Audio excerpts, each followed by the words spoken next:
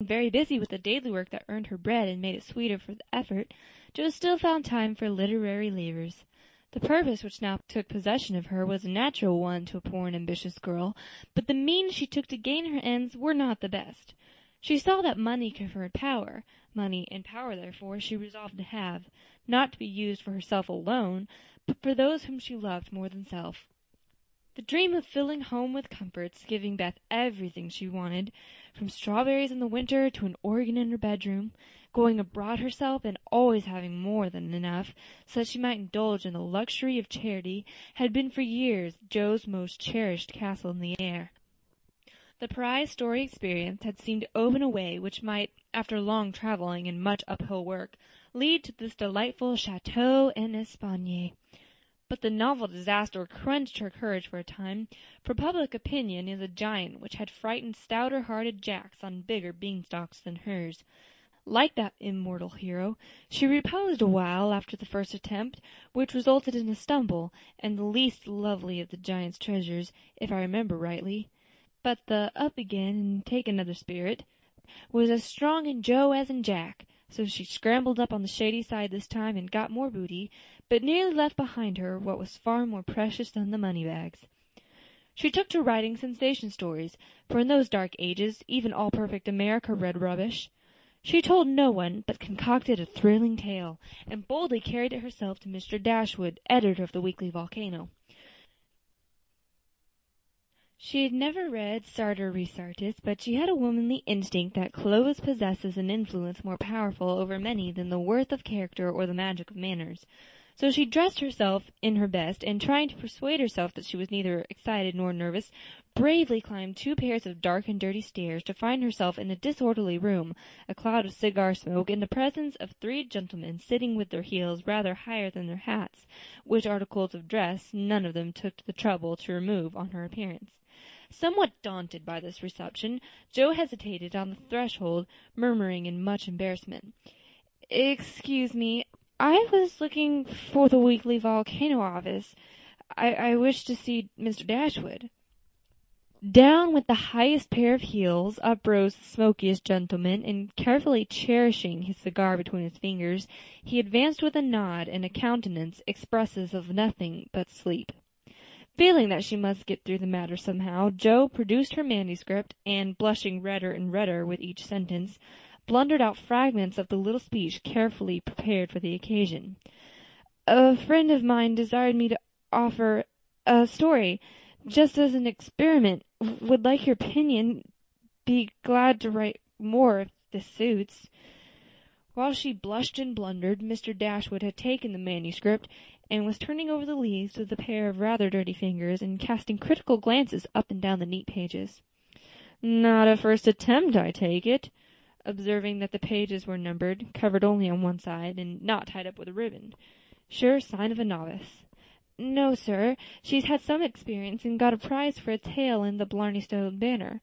"Ah, did she?" And Mr. Dashwood gave Jo a quick look, which seemed to take note of everything she had on, from the bow in her bonnet to the buttons on her boots. "Well, you can leave it if you like. We've more of this sort of thing on hand than we know what to do with at present, but I'll run my eye over it, and give you an answer next week." Now, Jo did not like to leave it, for Mr. Dashwood didn't suit her at all.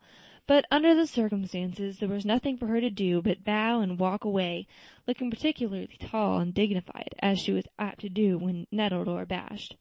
Just then she was both, for it was perfectly evident from the knowing glances exchanged among the gentlemen that her little fiction of "my friend" was considered a good joke and a laugh, produced by some inaudible remark of the editor, as he closed the door, completed her discomfiture. Half resolving never to return, she went home and worked off her irritation by stitching pinafores vigorously, and in an hour or 2 was cool enough to laugh over the scene and long for next week. When she went again, Mr. Dashwood was alone, whereat she rejoiced. Mr. Dashwood was much wider awake than before, which was agreeable, and Mr. Dashwood was not too deeply absorbed in a cigar to remember his manners, so the second interview was much more comfortable than the first. "We'll take this. Editors never say aye, if you don't object to a few alterations. It's too long, but omitting the passages I've marked will make it just the right length," he said in a business-like tone. Jo hardly knew her own manuscript again, so crumpled and underscored were its pages and paragraphs. The feeling as tender parent might on being asked to cut off her baby's legs in order that it might fit into a new cradle. She looked at the marked passages and was surprised to find that all the moral reflections, which she had carefully put in as ballast for much romance, had been stricken out. "But, sir, I thought every story should have some sort of a moral, so I took care to have a few of my sinners repent." Mr. Dashwood's editorial gravity relaxed into a smile, for Jo had forgotten her friend, and spoken as only an author could. "People want to be amused, not preached at, you know. Morals don't sell nowadays," which was not quite a correct statement, by the way. "You think it would do with these alterations, then?" "Yes, it's a new plot, and pretty well worked up, language good, and so on," was Mr. Dashwood's affable reply. "What do you—that is, what compensation—" began Jo, not exactly knowing how to express herself. "Oh, yes, we'll give from 25 to 30 for things of this sort. Pay when it comes out," returned Mr. Dashwood, as if that point had escaped him. Such trifles often do escape the editorial mind, it is said. "Very well, you can have it," said Jo, handing back the story with a satisfied air, for after the $1 a column work, even 25 seemed good pay. "Shall I tell my friend you will take another if she has one better than this?" asked Jo, unconscious of her little slip of the tongue, and emboldened by her excess. "Well, we'll look at it. Can't promise to take it. Tell her to make it short and spicy, and never mind the moral. What name would your friend like to put to it?" in a careless tone.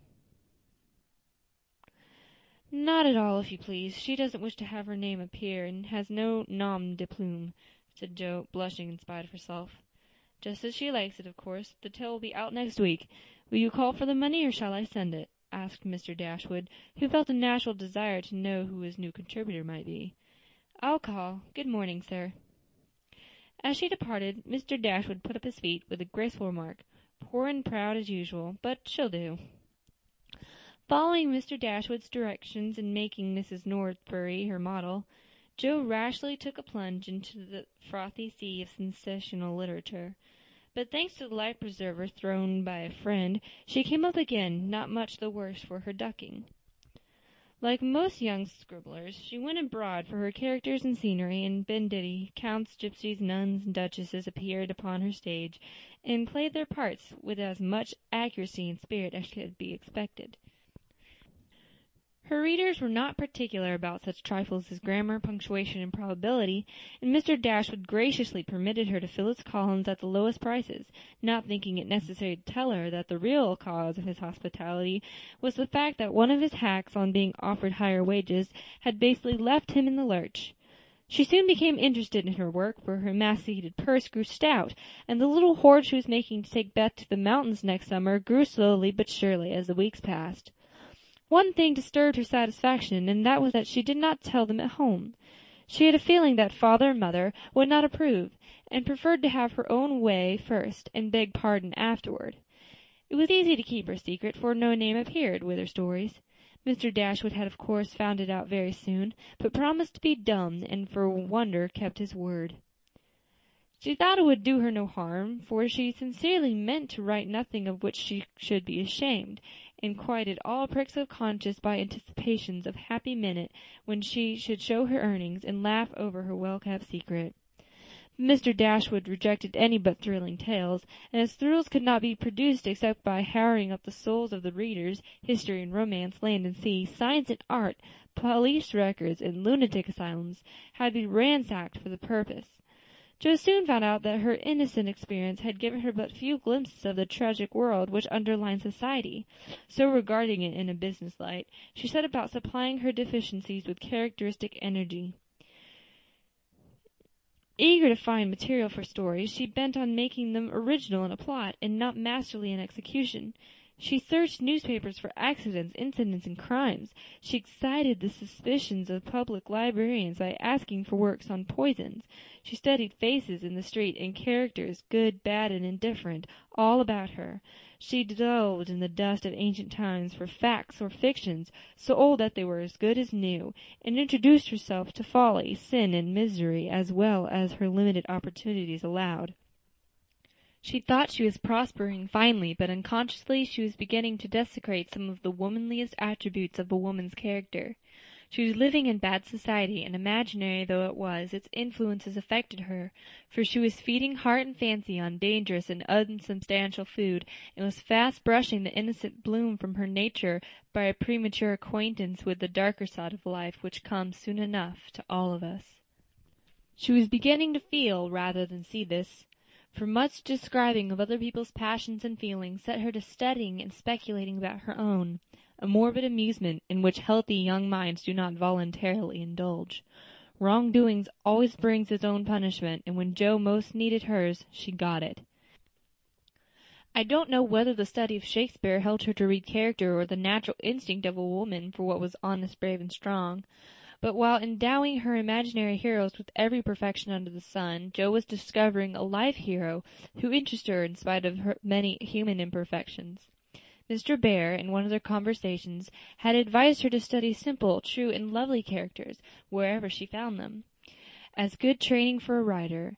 Jo took him at his word, for she coolly turned round and studied him, a proceeding which would have much surprised him, had he known it, for the worthy professor was very humble in his own conceit. Why everybody liked him was what puzzled Jo at first.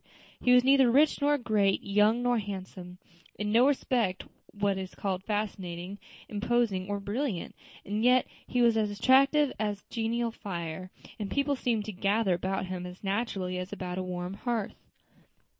He was poor, yet always appearing to be giving something away, a stranger, yet everybody was his friend, no longer young, but as happy-hearted as a boy, plain and peculiar, yet his face looked beautiful to many, and his oddities were freely forgiven for his sake. Jo often watched him, trying to discover the charm, and at last decided that it was benevolence which worked the miracle. If he had any sorrow, it sat with its head under its wing, and he turned only his sunny side to the world. There were lines upon his forehead, but time seemed to have touched him gently, remembering how kind he was to others. The pleasant curves about his mouth were the memorials of many friendly words and cheery laughs. His eyes were never cold or hard, and his big hand had a warm, strong grasp that was more expressive than words. His very clothes seemed to partake of the hospitable nature of the wearer. They looked as if they were at ease, and liked to make him comfortable. His capacious waistcoat was suggestive of a large heart underneath. His rusty coat had a social air, and the baggy pockets plainly proved that little hands often went empty and came out full. His very boots were benevolent, and his collar never stiff and raspy like other people's. "That's it," said Jo to herself, when she at length discovered that genuine goodwill toward one's fellow man could beautify and dignify even a stout German teacher, who shovelled in his dinner, darned his own socks, and was burdened with the name of Bear. Jo valued goodness highly, but she also possessed a most feminine respect for intelligence, and the little discovery which she made about the professor added much to her regard for him. He never spoke of himself, and no one ever knew that in his native city he had been a man much honored and esteemed for learning and integrity, till the countryman came to see him, and in a conversation with Miss Norton divulged the pleasing facts. From her Jo learned it, and liked it all the better because Mr. Bear had never told it. She felt proud to know that he was an honored professor in Berlin, though only a poor language master in America, and his homely, hard-working life was much beautified by the spice of romance which this discovery gave it. Another and a better gift than intellect was shown her in a most unexpected manner. Miss Norton had the entry into a literary society which Jo would have no chance of seeing but for her. The solitary woman felt an interest in the ambitious girl, and kindly conferred many favors of this sort both on Jo and the professor. She took them with her one night to a select symposium held in honor of several celebrities. Jo went prepared to bow down and adore the mighty ones whom she had worshipped with youthful enthusiasm afar off. But her reverence for genius received a severe shock that night, and it took her some time to recover from the discovery that the great creatures were only men and women after all. Imagine her dismay on stealing a glance of timid admiration at the poet, whose line suggested an ethereal being fed on spirit, fire, and dew. To behold him devouring his supper with an ardor which flushed his intellectual countenance. Turning as from a fallen idol, she made other discoveries which rapidly dispelled her romantic illusions. The great novelist vibrated between two decanters with the regularity of a pendulum. The famous divine flirted openly with one of the Madame de Staels of the age, who looked daggers at another Corinne, who was amiably satirizing her, after outmaneuvering her in efforts to absorb the profound philosopher, who in vivid tea Johnsonially and appeared to slumber, the loquacity of the lady rendering speech impossible. The scientific celebrities, forgetting their mollusks and glacial periods, gossiped about art while devoting themselves to oysters and ices with characteristic energy. The young musician, who was charming the city like a second Orpheus, talked horses, and the specimen of the British nobility present happened to be the most ordinary man of the party. Before the evening was half over, Jo felt so completely delusionée that she sat down in a corner to recover herself.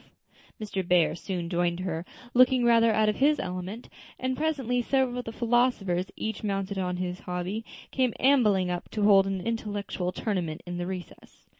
The conversation was miles beyond Jo's comprehension, but she enjoyed it, though Kant and Hegel were unknown gods, the subjective and objective unintelligible terms, and the only thing evolved from her inner consciousness was a bad headache after it was all over.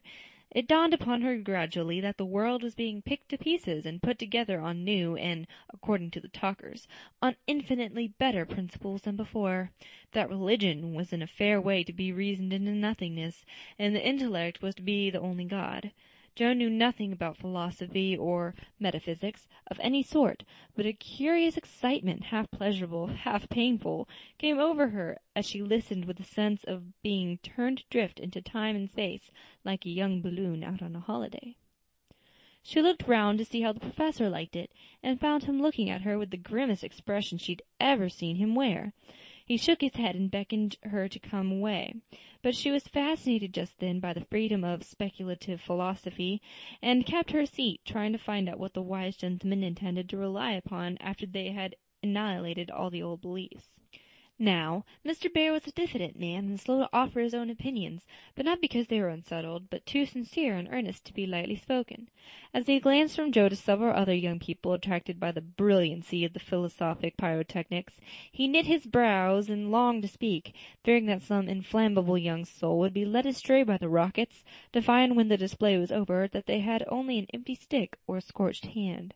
He bore it as long as he could, but when he was appealed to for an opinion, he blazed up with honest indignation, and defended religion with all the eloquence of truth, an eloquence which made his broken English musical and his plain face beautiful.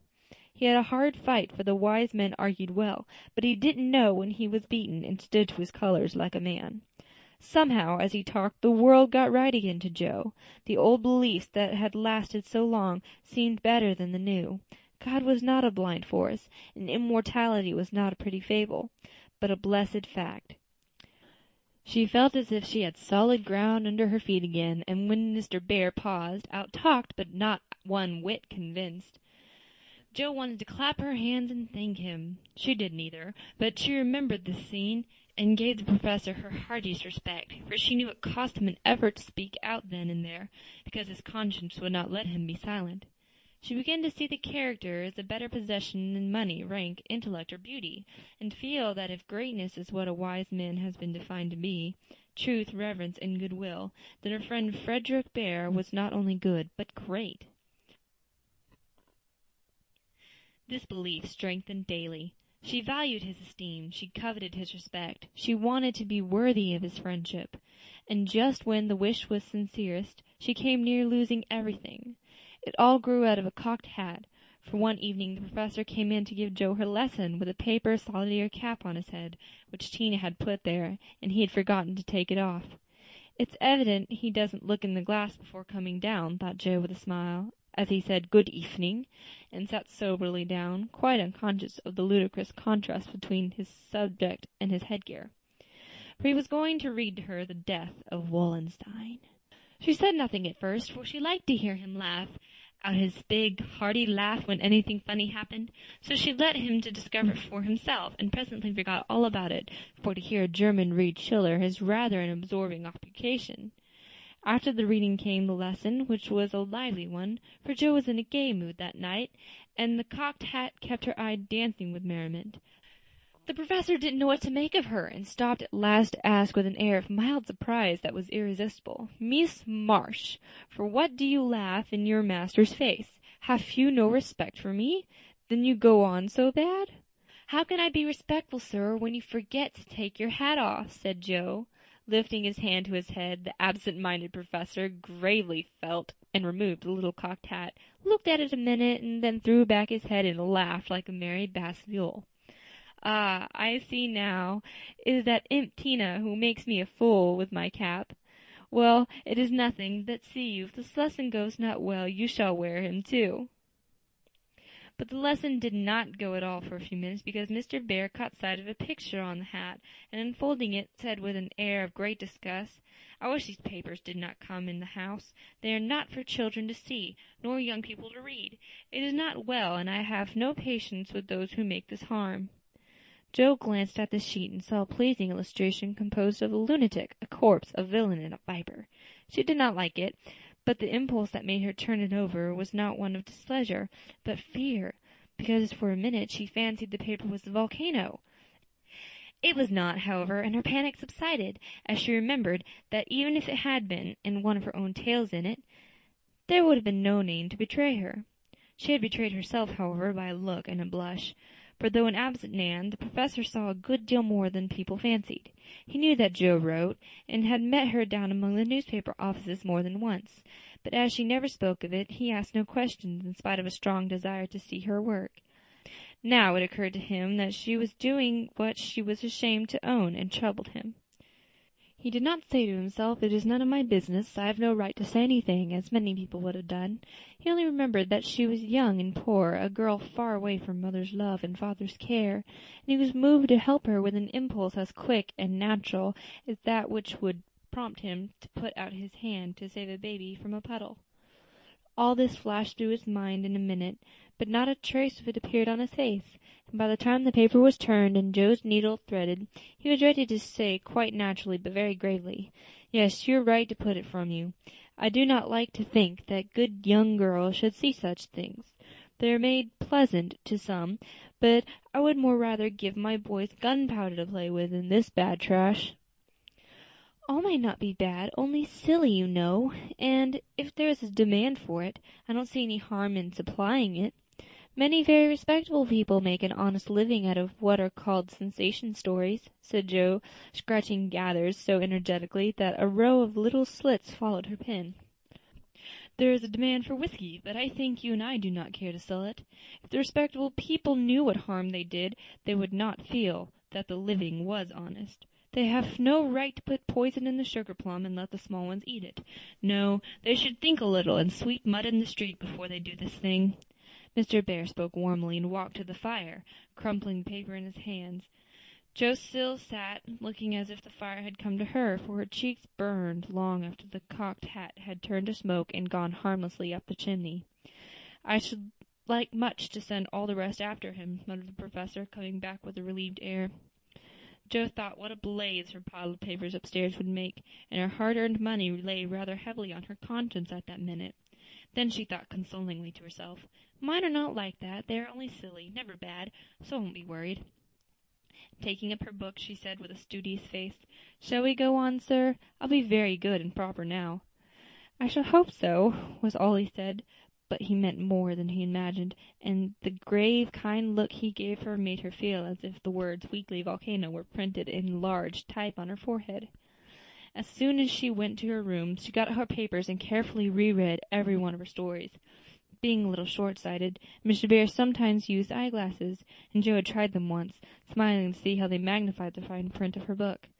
Now she seemed to have got on to the professor's mental or moral spectacles also, for the faults of these poor stories glared at her dreadfully, and filled her with dismay. "They are trash, and will soon be worse than trash if I go on, for each more sensational than the last. I've gone blindly on, hurting myself and other people for the sake of money. I know it's so, for I can't read the stuff in sober earnest without being horribly ashamed of it. And what should I do if they were seen at home, or Mr. Bear got a hold of them?" Joe turned hot at the bare idea, and stuffed the whole bundle in her stove, nearly setting the chimney afire with the blaze. "Yes, that's the best place for such inflammable nonsense. I'd better burn the house down, I suppose, than let other people blow themselves up with my gunpowder," she thought as she watched the demon of the Jura whisk away, little black cinder with fiery eyes.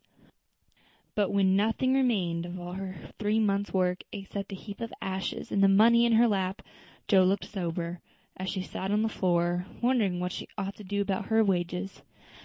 "I think I haven't done much harm yet, and may keep this to pay for my time," she said, after a long meditation, adding impatiently, "I almost wish I hadn't any conscience, it's so inconvenient. If I didn't care about doing right, and didn't feel uncomfortable when doing wrong, I should get on capitally. I can't help wishing sometimes that father and mother hadn't been so particular about such things." "Ah, Joe, instead of wishing that, thank God that father and mother were particular, and pity from your heart those who have no such guardians to hedge them round with principles which may seem like prison walls to impatient youth, but which will prove sure foundations to build character upon womanhood." Joe wrote no more sensational stories, deciding that the money did not pay for her share of the sensation. But going to the other extreme, as is the way with people of her stamp, she took a course of Miss Sherwood, Miss Edgewood, and Hannah More, and then produced a tale which might have been more properly called an essay or sermon, so intensely moral was it. She had her doubts about it from the beginning, for her lively fancy and girlish romance fell as ill at ease in the new style as she would have done masquerading in the stiff and cumbrous costume of the last century. She sent this didactic gem to several markets, but it found no purchaser, and she was inclined to agree with Mr. Dashwood that morals didn't sell. Then she tried a child story, which she could easily have disposed of if she had not been mercenary enough to demand filthy lucre for it. The only person who offered enough to make it worth her while to try juvenile literature was a worthy gentleman who felt it his mission to convert all the world to his particular belief. But much as she liked to write for children, Joe could not consent to depict all her naughty boys as being eaten by bears or tossed by mad bulls because they did not go to a particular Sabbath school, nor all the good infants who did go as rewarded by every kind of bliss, from gilded gingerbread to escorts of angels, when they departed this life with psalms or sermons on their lisping tongues. So nothing came of these trials, and Joe corked up her inkstand and said in a fit of very wholesome humility, "I don't know anything. I'll wait till I do before I try again, and meantime sweep mud in the street if I can't do better.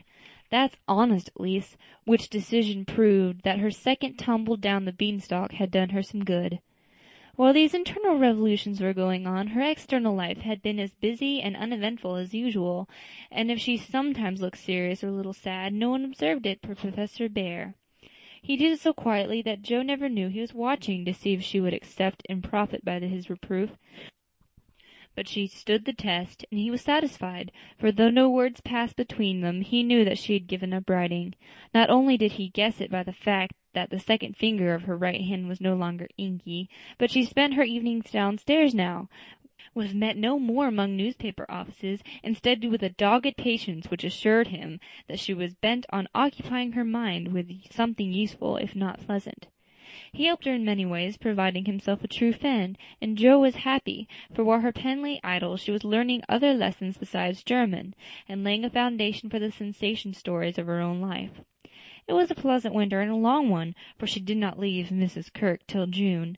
Everyone seemed sorry when the time came. The children were inconsolable, and Mr. Bear's hair stuck straight up all over his head, for he was always rumpled it wildly when disturbed in mind. "Going home! Ah, you are happy that you have a home to go in," he said, when she had told him, and sat silently pulling his beard in the corner, while she held a little levee on the last evening. She was going early, so she bade them all good-bye overnight, and when his turn came, she said warmly, "Now, sir, you won't forget to come and see us, if you ever travel our way, will you? I'll never forgive you if you do, for I want them all to know my friend." "Do you? Shall I come?" he asked, looking down at her with an eager expression which she did not see. "Yes, come next month. Laurie graduates then, and you'd enjoy commencement as something new." "That is your best friend of whom you speak?" he said in an altered tone. "Yes, my boy Teddy. I am very proud of him, and should like you to see him." Joe looked up, quite unconscious of anything but her own pleasure in the prospect of showing them to one another. Something in Mr. Bear's face suddenly recalled the fact that she might find Laurie more than a best friend, and simply because she particularly wished not to look as if anything was the matter, she involuntarily began to blush, and the more she tried not to, the redder she grew. If it had not been for Tina on her knees, she didn't know what would have become of her. Fortunately, the child was moved to hug her, so she managed to hide her face an instant, hoping the professor did not see it. But he did, and his own changed again from that momentary anxiety to his usual expression, as he said cordially, "I fear I shall not make the time for that, but I wish the friend much success, and you all happiness. God bless you." And with that he shook hands warmly, shouldered Tina, and went away. But after the boys were abed, he sat long before his fire with a tired look on his face, and the heimweh, or homesickness, lying heavy at his heart. Once, when he remembered Joe as she sat with the little child in her lap, and that new softness in her face, he leaned his head on his hands a minute, and then roamed about the room as if in search of something that he could not find. "It is not for me. I must not hope it now," he said to himself with a sigh that was almost a groan. Then, as if reproaching himself for the longing that he could not repress, he went and kissed the two tousled heads upon the pillow, took down his seldom used meerschaum, and opened his Plato. He did his best, and did it manfully, but I don't think that he found that a pair of rampant boys, a pipe, or even a divine Plato were very satisfactory substitutes for wife and child at home. Early as it was, he was at the station next morning to see Joe off, and, thanks to him, she began her solitary journey with a pleasant memory of a familiar face smiling its farewell, a bunch of violets to keep her company, and, best of all, the happy thought, "Well, the winter's gone, and I've written no books, earned no fortune, but I've made a friend worth having, and I'll try to keep him all my life." End of chapter 11.